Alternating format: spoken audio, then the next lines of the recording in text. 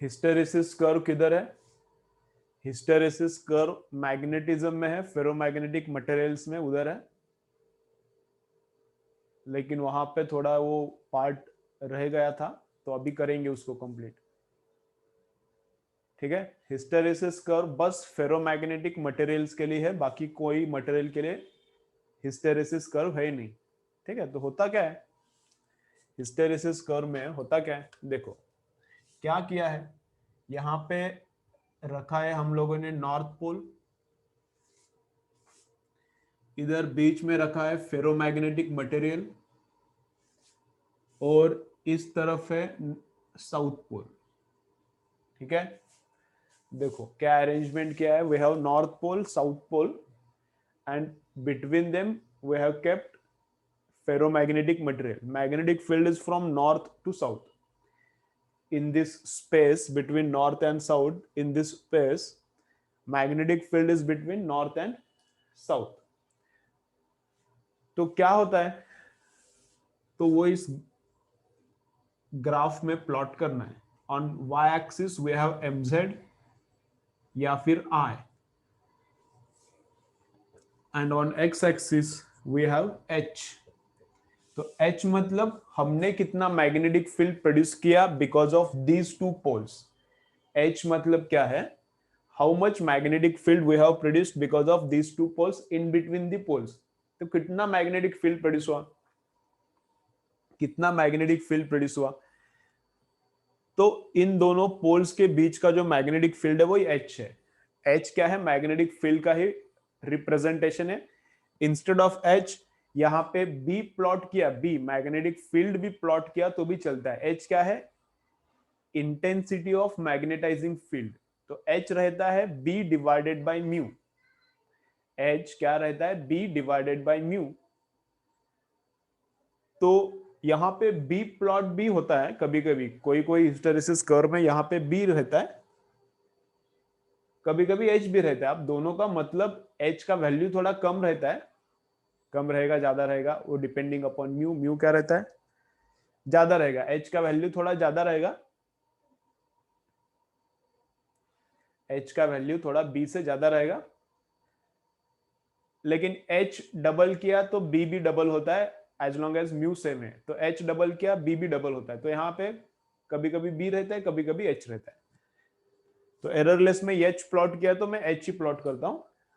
ठीक है, और इधर क्या है y एक्सिस पे, तो this is magnetic field because of these two poles in between the poles. तो यहां पे मैग्नेटिक फील्ड कितना प्रोड्यूस हुआ, that is H। Magnetic field का मेजरमेंट है H। And on this axis we have mz। mz मतलब इसके अंदर का capital M divided by volume.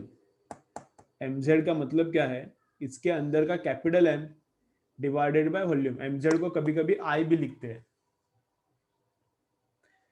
Intensity of magnetization या फिर ओनली मैग्नेटाइजेशन। तो इसलिए इंटेंसिटी ऑफ मैग्नेटाइजेशन बोलते हैं तो I, ओनली मैग्नेटाइजेशन बोल रहे तो mz। तो दोनों भी उसका सिंबल्स है। तो mz मतलब क्या है, कैपिटल M, इसमें कितना प्रोड्यूस हुआ magnetic movement and divided by volume. तो ये है mz। तो जितना इसके अंदर अलाइनमेंट है अच्छा, इसके अंदर का एटम्स का जितना अच्छा अलाइनमेंट है उतना अच्छा कैपिटल M है, और उतना बड़ा mz हो जाएगा। अलाइनमेंट जितना ज्यादा उतना कैपिटल M ज्यादा, जितना कैपिटल M ज्यादा उतना mz ज्यादा। मतलब जितना अलाइनमेंट ज्यादा उतना mz ज्यादा है, जितना अलाइनमेंट ज्यादा है उतना mz ज्यादा है। तो ठीक है, तो पहले फील्ड जीरो था, देखो पहले क्या था, फील्ड जीरो था, पहले फील्ड जीरो था, तो अंदर अलाइनमेंट भी जीरो था, तो mz भी जीरो, h भी जीरो। तो ये पहला पॉइंट है, स्टार्टिंग पॉइंट। तो हम लोग जैसे h बढ़ाते हैं mz बढ़ता है, जैसे इधर का पोल बढ़ाने का, h बढ़ाने का मतलब इधर का पोल बड़ा बड़ा बड़ा करने का। पहले पोल्स नहीं है, मतलब h जीरो है, तो मैग्नेटिक फील्ड ही नहीं है, तो अलाइनमेंट भी नहीं है, तो mz भी जीरो है, स्टार्टिंग पॉइंट। मैग्नेटिक फील्ड आ गया, because of these two poles magnetic field आ गया। अब मैग्नेटिक फील्ड आ गया तो इसके अंदर अलाइनमेंट होना चालू हो जाएगा। जैसे अलाइनमेंट होता है, अब सब एक्सप्लेन किया है मैंने, वापस नहीं बोलता। जैसे अलाइनमेंट होना चालू होता है mz बढ़ता है, तो h इंक्रीजेस, तो ऐसा होता है। और एक पॉइंट आता है, इसके बाद कितना भी बढ़ाओ तुम लोग, मैग्नेटिक फील्ड कितना भी बढ़ाओ, mz नहीं बढ़ता, इंक्रीज होता है। जैसे h बढ़ता है mz बढ़ता है, बाद में h कितना भी बढ़ाओ mz नहीं बढ़ सकता। व्हाई? अभी अंदर का सब एटम्स अलाइन हो गया, तो उसके बाद क्या अलाइन करोगे, हो गया ना अलाइन। अंदर समझो 10 एटम्स है, 10 नहीं 6 लेते, तो पूरा का पूरा इतना मैग्नेटिक फील्ड हो गया, इतना मैग्नेटिक फील्ड हो गया कि अंदर का जितना 6 एटम्स है पूरा का पूरा अलाइन हो गया। अब उसके बाद मैग्नेटिक फील्ड भी बढ़ाओगे तो अलाइनमेंट बढ़ने वाला है क्या, जितना उसका कैपेसिटी था पूरा का पूरा अलाइन हुआ है। अब उसके बाद क्या अलाइन करोगे, तो खत्म। तो उसके बाद अलाइनमेंट बढ़ेगा ही नहीं, सब एटम्स अलाइन हो गया, अब अलाइनमेंट क्या बढ़ेगा, तो mz का वैल्यू कांस्टेंट बनता है। ठीक है, mz का वैल्यू कांस्टेंट बनता है। ठीक है, अब उल्टा काम करना चालू किया, अब सब लोग इधर अलाइन हो गए हैं, अब उल्टा काम करना चालू किया। अब क्या करने का, दोनों पोल स्ट्रेंथ कम कम करने का। पोल स्ट्रेंथ कम मतलब h का वैल्यू भी कम, तो एज h डिक्रीजेस अलाइनमेंट बिगड़ते जाता है। एज h डिक्रीजेस अलाइनमेंट थोड़ा बिगड़ता है। ठीक है, तो अलाइनमेंट बिगड़ना चालू होता है। अलाइनमेंट बिगड़ा मतलब mz कम, mz कम कम कम कम कम कम फस, तो h जीरो हो गया। अब क्या हो गया, h जीरो हो गया, लेकिन mz जीरो हो गया क्या, इसका अंदर का अलाइनमेंट पूरा बिगड़ गया क्या।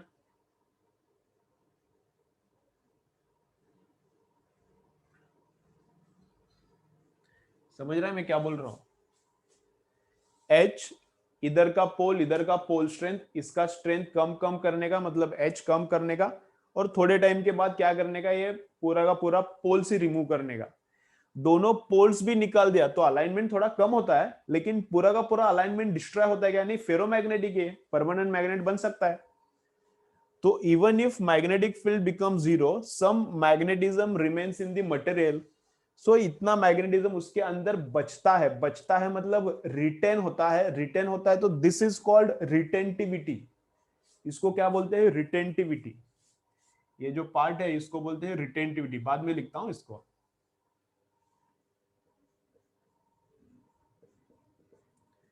बाद में इधर ग्राफ में दिखाता हूं, अभी ग्राफ ड्रॉ करना है। तो जितना बचता है मैग्नेटिज्म, रिटेन होता है ना, बच गया मतलब रिटेन होता है, तो this part is called retentivity. तो परमानेंट मैग्नेट बनाना है तो ये बड़ा चाहिए, ये जितना बड़ा उतना उसके अंदर मैग्नेट बच रहा है।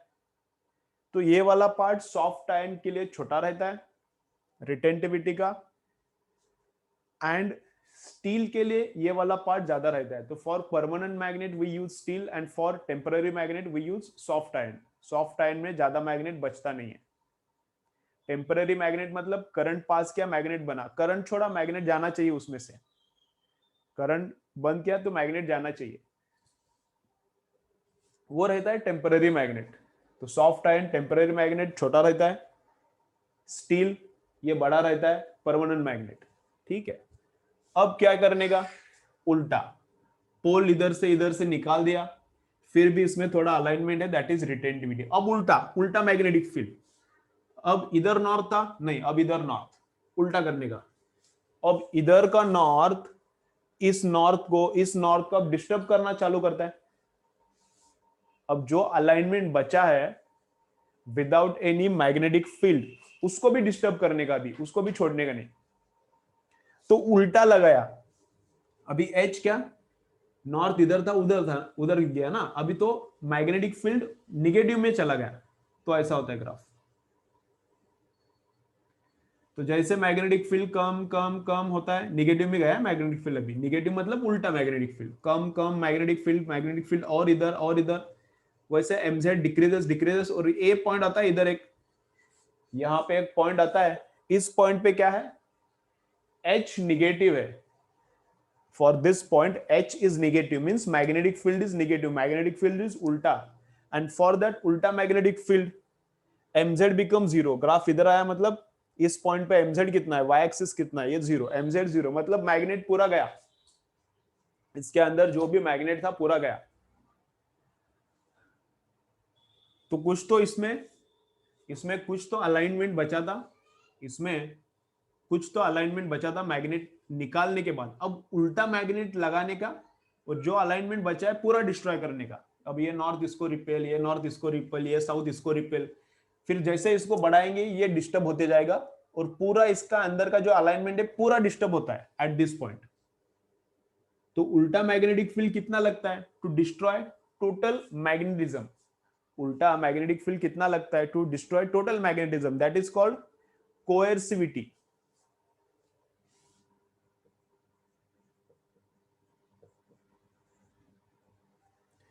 कोएर्शन मतलब जबरदस्ती धमकी देके काम करवा के लेना। कोएर्शन मतलब धमकी देके, इधर अभी किसी को तो पढ़ाई करने को बिठाने का और उठा तो ऐसा है ठन कर देता हूं ऐसा बोलने का, तो उसको मैं स्टडी करने को बोल रहा हूं बाय कोएर्शन, उसका मन नहीं है पढ़ाई करने का, लेकिन मैं बोल रहा हूं अभी उठेगा इधर से तो फिर दनका बैठेगा तो फिर वो पढ़ाई करेगा। दिस इज कॉल्ड कोएर्शन, जबरदस्ती काम करवा के लेना।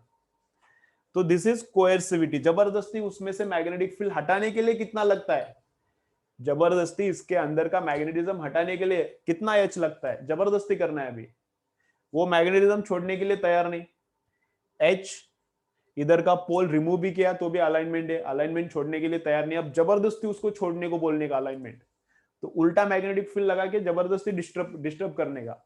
तो उल्टा मैग्नेटिक फील्ड कितना लगता है, that is called, this part is कोएर्सिविटी।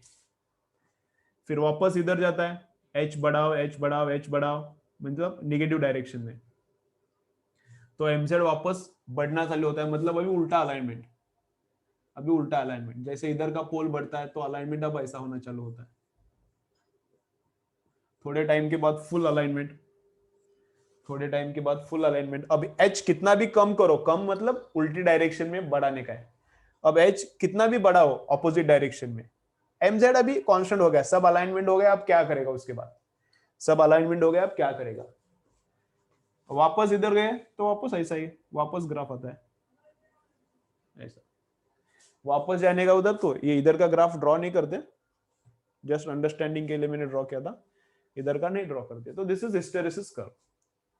तो एच बढ़ाया, इसके अंदर का अलाइनमेंट बढ़ता है, पहले अलाइनमेंट होता है इधर, अलाइनमेंट बढ़ता है, अलाइनमेंट बढ़ता है इधर, फुल अलाइनमेंट हो गया यहाँ पे, फिर एच कम किया, फिर अलाइनमेंट थोड़ा तो रहता है, एच जीरो किया तो भी, फिर और एच निगेटिव डायरेक्शन में उल्टा डायरेक्शन में बढ़ाया, अब अलाइनमेंट जीरो हो गया, लेकिन एच है, वापस उल्टी डायरेक्शन में एच बढ़ाया, अलाइनमेंट फुल हो गया, उल्टी डायरेक्शन में अलाइनमेंट हो गया, वापस एच क्या किया, अभी कम करना चालू गया, पॉजिटिव डायरेक्शन में ट्रेवलिंग, यहां पे एच पूरा रिमूव किया, यहां पे अलाइनमेंट पूरा गया, वापस एच बढ़ाना चालू किया, यहां पे वापस फुल अलाइनमेंट आया। ठीक है, तो this part is called retentivity, ये भी रिटेंटिविटी है, उतना ही रहता है, ये जितना ऊपर का उतना ही नीचे रहता है, ये रिटेंटिविटी है, एंड ये जो पार्ट है ये कोएर्सिविटी है, this is retentivity, this is also retentivity, उतना ही है, this is coercivity, this is also coercivity. Retentivity वापस एक बार बोलता हूं, रिटेंटिविटी एच हटाने के बाद कितना एमजेड बचता है, एच हटाने के बाद कितना एमजेड बचता है, that is called retentivity, retention कितना है, एंड उल्टा एच कितना लगाना पड़ता है so that mz becomes 0, how much ulta h is required so that mz becomes 0, तो ulta h is coercivity, so this and this is coercivity। तो इसके अंदर का एरिया बढ़ा,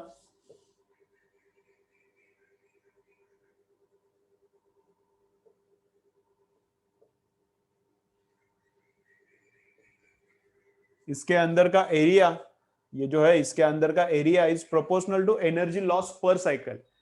अब एक साइकिल में मतलब क्या, एक डायरेक्शन में मैग्नेटिक फील्ड, फिर उल्टी डायरेक्शन में मैग्नेटिक फील्ड, तो जहां पर मैग्नेटिक फील्ड चेंज होता है यहां पर उस जगह पर मटेरियल इस साइकिल में से जाता है, जहां पर मैग्नेटिक फील्ड हमेशा चेंज होता है, जैसे ट्रांसफार्मर में थोड़ा टाइम करंट डायरेक्शन ऐसा है, थोड़ा टाइम करंट का डायरेक्शन ऐसा, थोड़ा टाइम करंट का डायरेक्शन ऐसा, अंदर का कॉइल, थोड़ा टाइम करंट का डायरेक्शन उल्टा, तो थोड़ा टाइम मैग्नेटिक फील्ड ऊपर, थोड़ा टाइम नीचे, थोड़ा टाइम ऊपर, थोड़ा टाइम नीचे। तो जो कोर का मटेरियल है ट्रांसफार्मर में, जो कोर का मटेरियल है, उसको इस साइकिल में से हमेशा गुजरना पड़ता है, उसको इस साइकिल में से हमेशा जाना पड़ता है। मैग्नेटिक फील्ड एक तरफ तो इधर जाता है, अंदर का अलाइनमेंट, मैग्नेटिक फील्ड उल्टा तो अलाइनमेंट इधर जाता है। तो जितना एरिया कम उतना ट्रांसफार्मर के लिए अच्छा मटेरियल, जितना एरिया कम उतना एनर्जी लॉस कम। तो ट्रांसफार्मर का हमेशा वही चालू है, एक डायरेक्शन में फील्ड, फिर उल्टा फील्ड, फिर सीधा फील्ड, फिर उल्टा फील्ड। तो ट्रांसफार्मर के लिए क्या यूज करने का,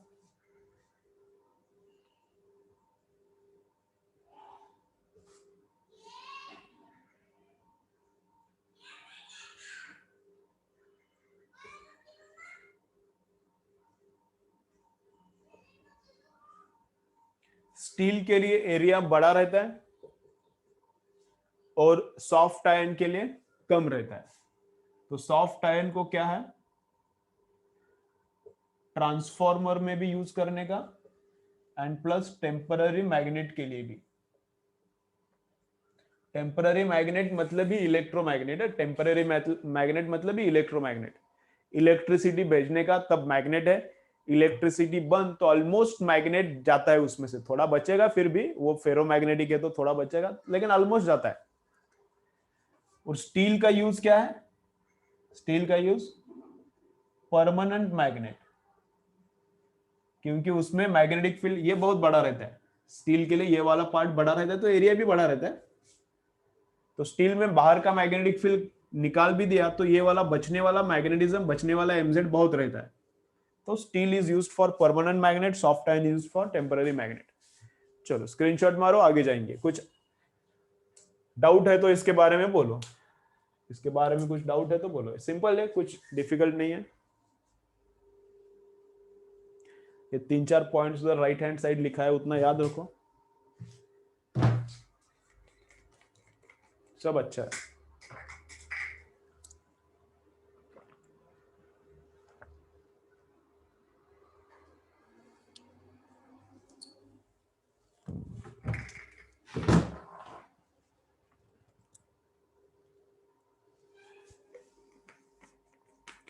ठीक है ठीक है, भेजेंगे उसको लेक्चर, क्या है।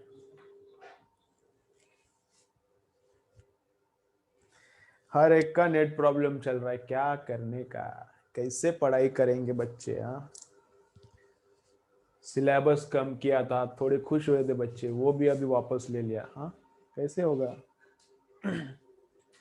वो अच्छा हुआ, लेकिन कम नहीं किया, वो अच्छा हुआ। चलो स्क्रीनशॉट मारो, आगे जाएंगे।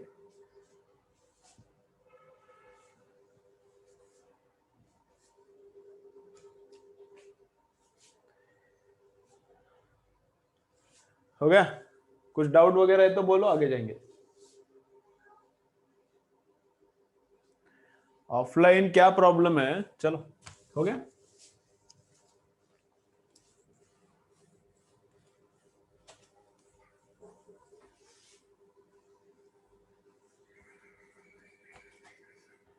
ऑफलाइन ले सकते हैं, लेकिन फिर दोनों की तरफ ये 2 घंटा 4 घंटा में कन्वर्ट हो जाएगा।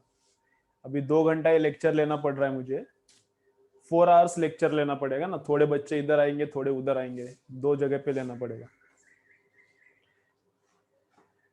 ठीक है, देखेंगे पेपर, पेपर तो ऑफलाइन लेंगे, देखते हैं कैसा होता है, क्या होता है, कितने लोग ऑफलाइन चालू करते हैं, देखेंगे क्या होता है। ठीक है, चलो अभी तो जैसा चल रहा है ठीक है। हाँ, ऑनलाइन ही अच्छा लग रहा है मुझे, तो देखेंगे क्या है। देखो तो नेक्स्ट क्या है, अभी चालू करते हैं